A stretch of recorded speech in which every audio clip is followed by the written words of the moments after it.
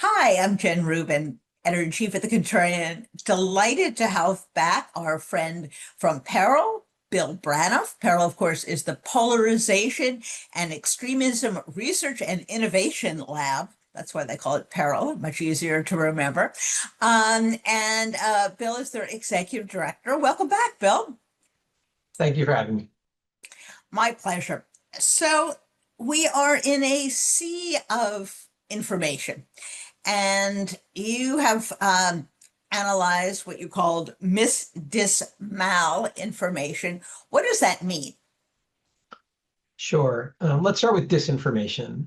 Disinformation is information that is intended to mislead its audience. And so it's not factual information. It's intended to be manipulative.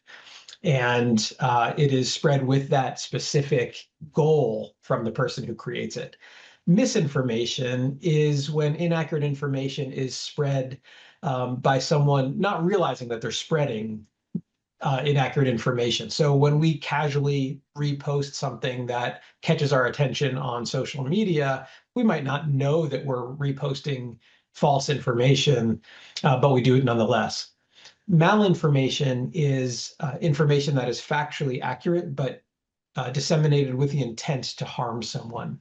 And this often manifests as doxing, right? If I publish someone's home address in the hopes that they will be harassed or even threatened, that information is accurate.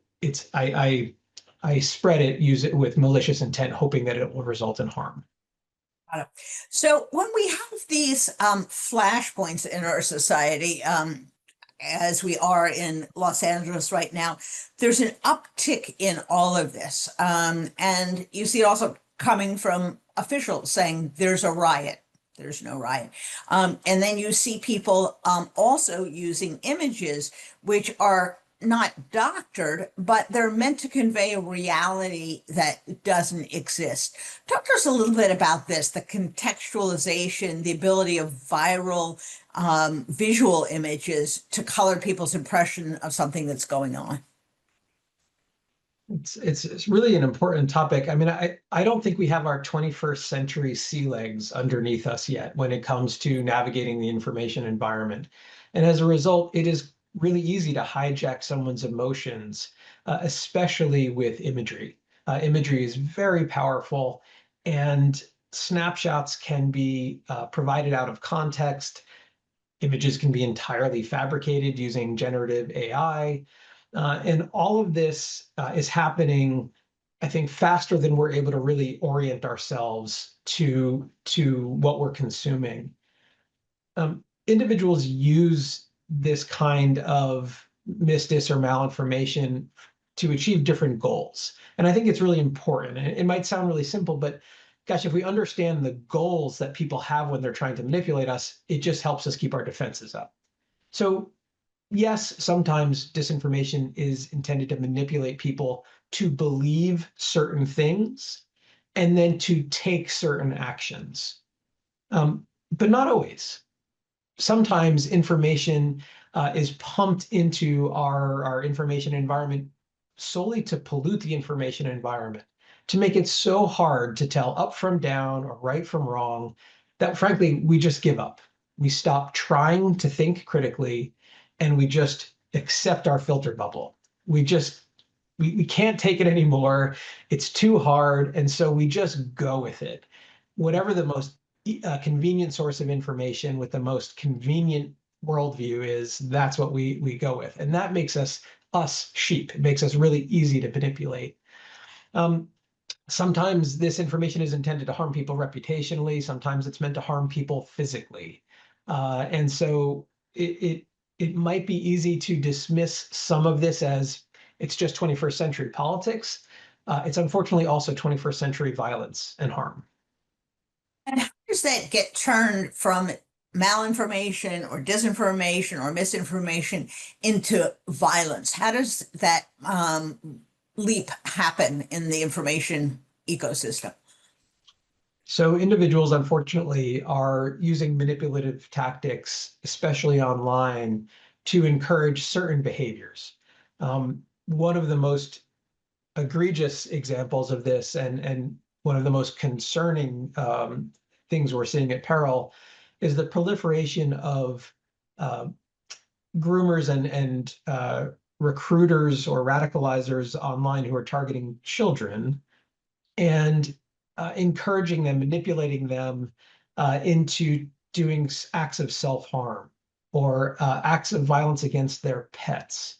Um, Sexual exploitation, like taking a photograph, an intimate photograph of themselves. And then they use that first bit of leverage to get the child to do something more harmful next. And then they use that to get the child to do something more harmful next. And this manipulative cycle repeats. And it's resulted in absolutely tragic outcomes, including self-harm, suicide, school shootings, murder of parents and siblings, things that are just unbelievable outcomes when they start with some bit of simple manipulation, using disinformation or malinformation. And so it can escalate. And unfortunately, what we're seeing is many of these victimized young people are actually then becoming the predators themselves. They're being encouraged to do this, to spread this kind of behavior, and they learn by being victims and then perpetrate based on what they've learned. And the numbers are really, really concerning, right? Orders of magnitude larger than I think most of us would want to believe. Are the people who are doing this lone actors, or do we now see organizations, groups working in tandem to engage in this really malicious activity? It's hard to distill this down into a simple answer. This started with self-organizing individuals in small groups online. They created larger networks around them. And then because they created this lucrative opportunity for conflict entrepreneurs, there have been other organizations that have now glommed on opportunistically. So if you go to some of these sort of online forums, you might see gore content. This is just explicitly violent footage of individuals conducting self-harm, suicide, being killed in accidents at work, right? So just gory content that's meant to desensitize individuals. You might also find pockets of imagery and content on neo-Nazi accelerationist violent extremism, encouraging people to engage in wanton violence to accelerate the downfall of American society.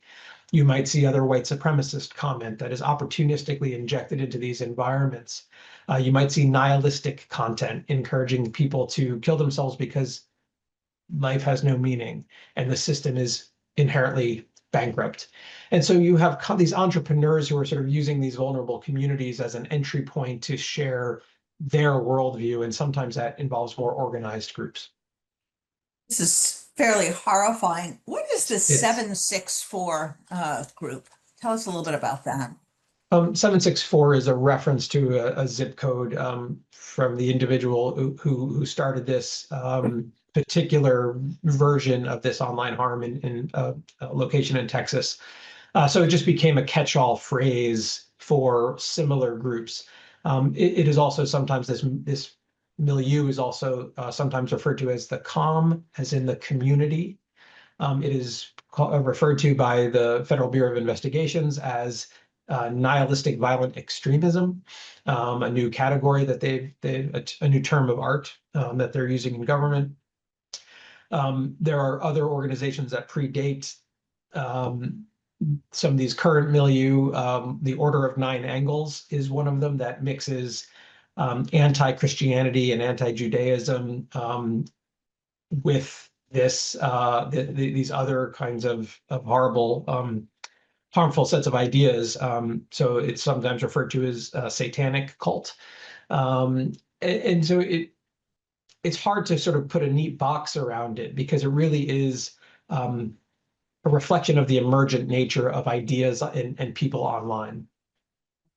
Now, we've talked mostly so far about people you would imagine are vulnerable groups like children, but they also go after veterans, for example. Talk to us a little bit about the problem that veterans who may already be experiencing mental health issues, unemployment, and the rest, what they have coming at them. Sure, I think it's really important to say out loud, all of us are potentially vulnerable to being manipulated online. All of us react emotionally to what we read and what we see. We're hardwired to do that. And so it's not a surprise that even very strong communities like our veteran population, which by and large is an incredibly civically active community, a thriving community in many, many ways, but they're also targeted by actors, by hostile actors. I'm a founding board member of an organization called We the Veterans and Military Families. And We the Veterans and Military Families also takes a public health approach to sort of supporting our veteran population. And one of the things that the We the Veterans team has identified is this concept called false valor. So we've seen this idea of stolen valor in popular culture. Somebody, puts on a ridiculous uniform and pretends that they have this illustrious military service in their background, and it's condemned whenever it's exposed. But what's happening now online is stolen valor at scale, and we're calling it false valor. Ellen Gustafson wrote a really good article about this in Stars and Stripes for those interested. And this is foreign influence operations coming from hostile governments. These are scammers who are creating thousands of fraudulent accounts online. Either they're creating accounts in the name of some retired general officer that people respect, or they're creating fake Facebook accounts using the logos of a veteran service organization. And they use this false valor as a doorway to then pump hostile information into your feed. And that might be they're trying to scam you out of money, right? And there's a lot of scammers that are using this false valor as a way to get individuals to trust that this is a reputable person they're dealing with, and then give them money. Or these false valor web pages are providing just divisive, anti-democratic information into our information environment. So this idea that misdis and malinformation is just a nuisance, right, is not bearing out when we see it happening at this level of scale, and in a way that really is intended to undermine our democracy, as well as fleece us of our retirement. See, there's a law enforcement component to this, but racing around trying to shut down websites or spot individuals or do some electronic investigation seems to be not the most effective way to clamp down on this. PERIL, as a principle, has always worked on prevention. What are you doing in this arena, as not as instead of, but in addition to whatever law enforcement is doing? Right, absolutely. One of the things that we're most proud about at PERIL is that we really do look at solutions, right? We're trying to generate interventions that help individuals thrive. One of the things we're really proud of right now is our K-5 digital literacy curriculum, which is called DUCC, D-U-C-C, for those who want to Google it. We have just concluded a pilot program in dozens of classrooms. This K-5 curriculum has 4 modules per grade level. It meets Common Core standards and is aligned with all the different educational standards, so it's easy to incorporate into K-5 curricula. And it's all video-based, cute animation. And really what it's doing is it's helping familiarize young people with the environment that they're going to be navigating online. So we don't talk about 764, and we don't talk about disinformation, but we're providing digital literacy lessons so that individuals, young people, become intelligent consumers of their online environment before they're exposed to these harms in earnest. Now, I don't want to overstate that. There have been terrible stories about children as young as 9 being exposed to some of this online sexual exploitation and violent visual content. So But a lot of this is really happening as kids are getting their first smartphone in middle school, and are joining social media platforms in middle school and high school. And so we're really trying to get ahead of this through just providing digital literacy skills that introduce some of these concepts, like things like algorithms. How does it work? Why am I being fed certain kinds of information? Kids are smart, but we need to equip them with some of these tools. So describe what an algorithm for a first or a second grader might look like. What would be the lesson and what would be the ways in which you convey this information? So the short videos use a character named uh, uh, actually, excuse me, Daniel the Duck. Sorry, I wanted to say Donald Duck, and it's not Donald. Daniel the Duck. And Daniel and his friends and his older sort of siblings are exposed to different facets of the online world. And so they might learn about artificial intelligence with a little, a smart speaker in this animated short. And they learn about AI and is it human? Does it have feelings? How does it know what it knows? They might learn about algorithms and the idea that um, uh, based on what you do online, the social media platform knows to give you more of the same or more exciting versions of what you've just looked at, and so they can start to understand patterns and how their own behaviors might elicit a reaction. So these are the sorts of lessons, but they're age appropriate. They're just introductory, and then we provide educators with worksheets to help them provide this instruction responsibly. It seems like the parents of these kids could use some of this as well, because we have this age problem in anything involving technology, which our Mhm. kids are exposed to a lot more sophisticated, but a lot more vulnerable, frankly, than their parents. So is part of this to involve parents or to educate parents? We do provide training for parents and caregivers, also evidence-based. We've tested our training, our awareness training, and made sure that it's effective and not creating any sort of backfire effects. So we have toolkits online for parents and caregivers to help them understand online radicalization to violence, to help them understand things like misogyny online and how it's often packaged in humor that might be easy to dismiss as something innocuous, but underneath it's actually a vehicle of manipulation to get to normalize misogyny or other forms of violent extremism for its audience. And these are incredibly eye-opening sessions for parents and caregivers. Yeah.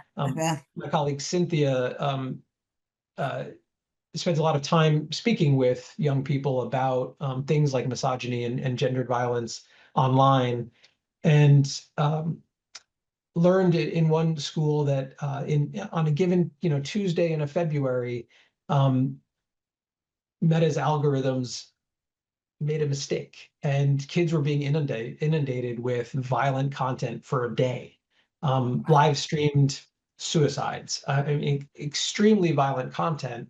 And when the kids said this, the teachers in the room all sat up and said, are you kidding me? You mean like before you took my math test, you watched some of that horrible content?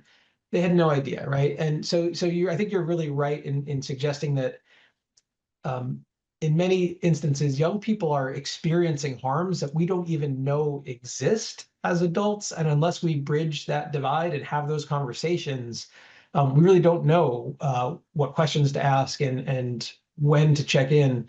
And so it's really important. This awareness raising training becomes extremely important. And the demand, frankly, is quite high for the work that we're doing. I can imagine. So if you're an educator, if you're a community organization, if you're a religious organization that wants to get this information, what should you do?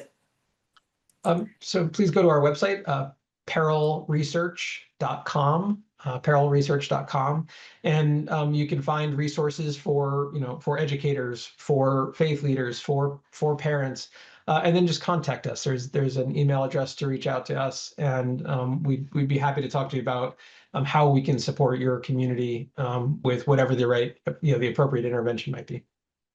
So I would reiterate for our audience, all of this is very scary and somewhat depressing. But I think what we should focus on is that there are groups like PERIL who have solutions. And rather than simply bemoan the state of affairs or get angry at the media platforms for not doing a better job of policing themselves, which is a completely valid complaint, there are solutions. And so I would encourage people to go to PERIL to think about these issues. And we're not going to catch every one of the bad guys, but if we build up our antibodies like you would with a airborne disease, for example, then perhaps it will be less harmful, less effective, and these people will get discouraged and go do something else. So thank you so much, Bill, as always. And remember, folks, you can be proactive. You can do things about the state of affairs, and that's a good message, whether it's this issue, whether it's politics. So we'll look forward to seeing you again soon, Bill. Thanks so much. My pleasure. Thank you.